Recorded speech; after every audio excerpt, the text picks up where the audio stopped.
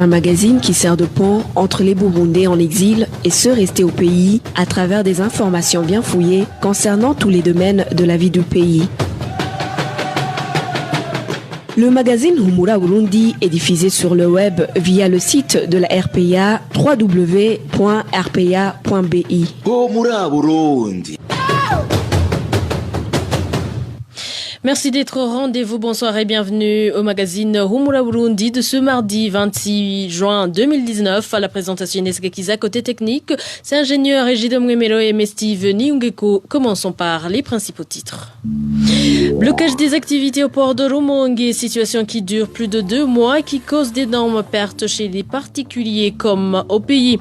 Début de la semaine, mère-enfant et de vaccination, une campagne pas suffisamment vulgarisée, regrette des parents de la mairie de Bujumbura. Et enfin, dans ce magazine, nous vous parlerons des dégâts causés par les pluies de la nuit dernière, dégâts humains et matériels.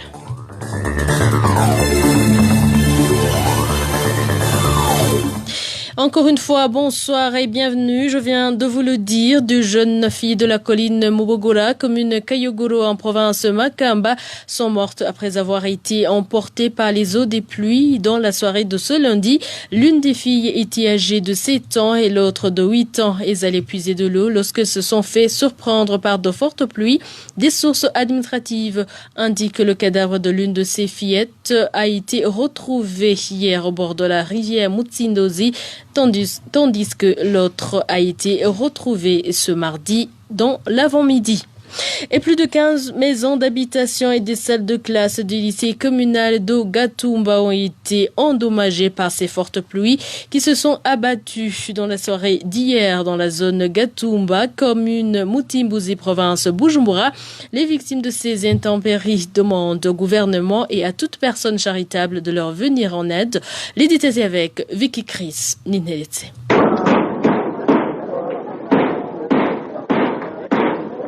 C'est le bruit des toitures endommagées.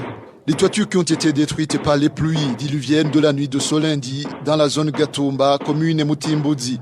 Les habitants affectés par ces pluies font savoir qu'ils sont dans une désolation totale.